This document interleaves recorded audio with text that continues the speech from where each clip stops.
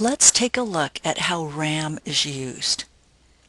First of all, we know that on our computer we have, and I'm going to draw it as a cylinder here, but we have a hard drive, and that's where we install all of our software, both operating system and application software. So I'm going to draw my C drive like this.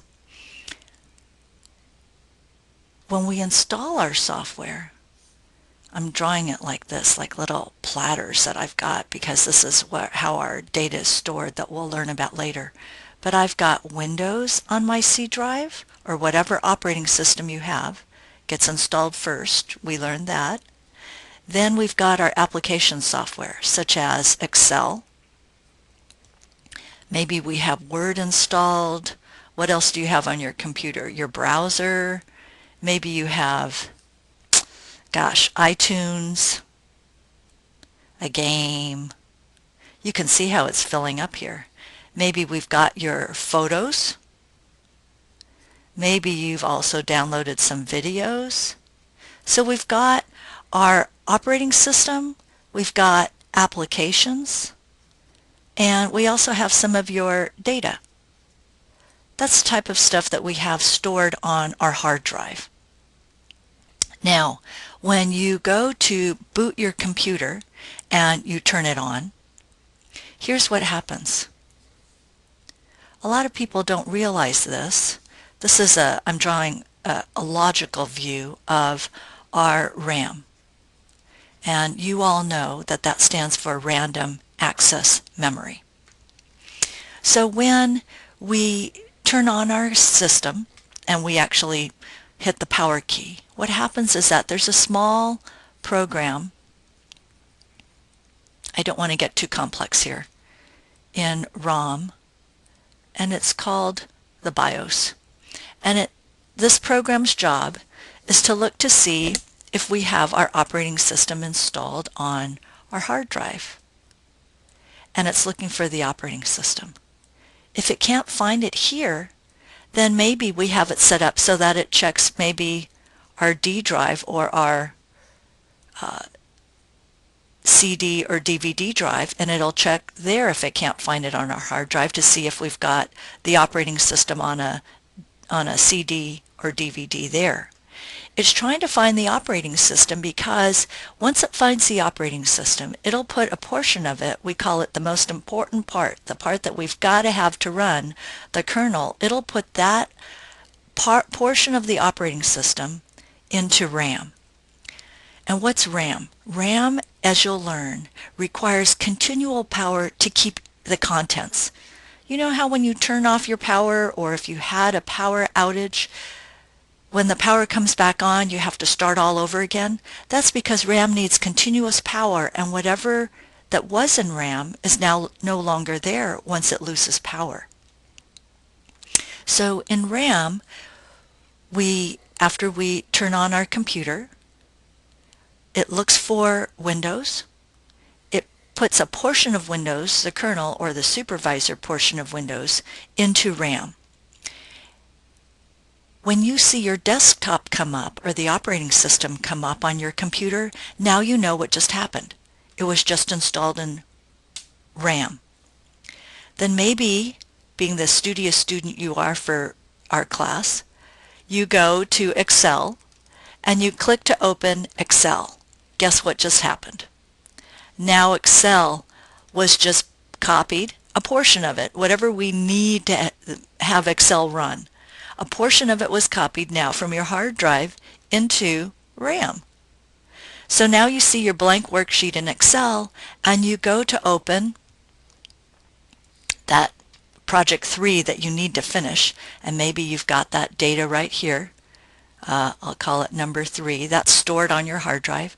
You go to open that, or even if it was on, if you've got a little USB flash drive, it copied, you're going to open your data, it copied it from there now into RAM, and I'll call it project 3.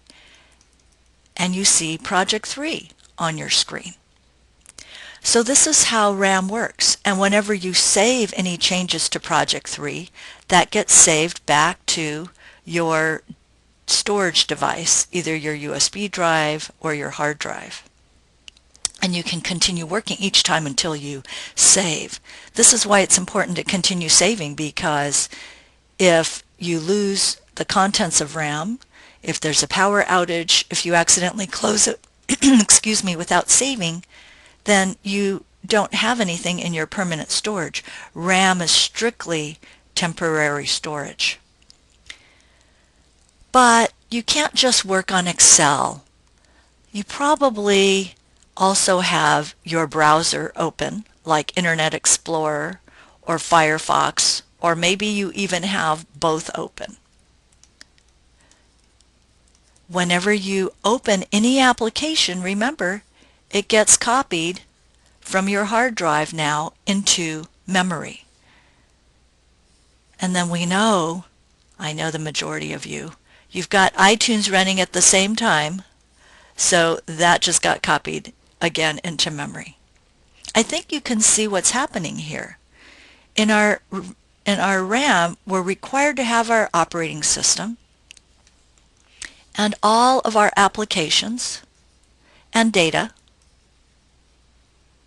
and we've only got so much RAM. You only buy a certain amount of RAM or have a certain amount of RAM, and that's all that you have, with the exception of something called virtual storage that we can talk about later or in a later class. But you only have so much RAM and no more.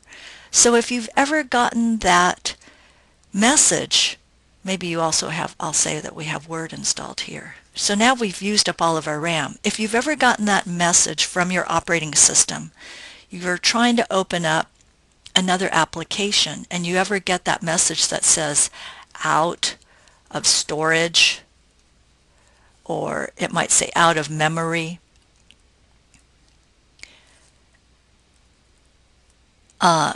it's referring to your RAM all being used up. So what do? You're a smart user. You probably just close your applications, at least one, and then you'll have enough room now to open up maybe the next application.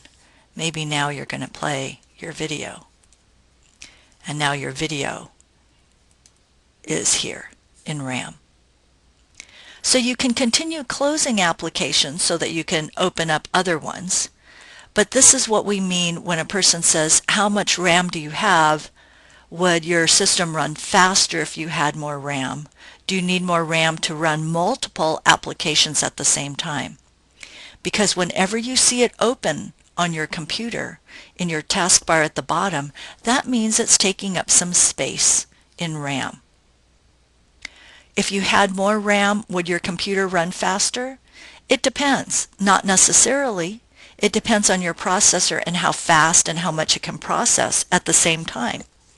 But you know that all of these multiple applications that are open are definitely taking up more RAM. So when you go to the store, or you're looking for your next computer, or you're thinking maybe I need more RAM, if you want to run multiple applications at the same time, and these applications require a lot more space, then you do need more RAM, because you only have so much and so many modules, and that's all that you have. I hope that this logical type of diagram helped you to understand how your RAM works and how it works with the operating system and applications that are installed on your computer.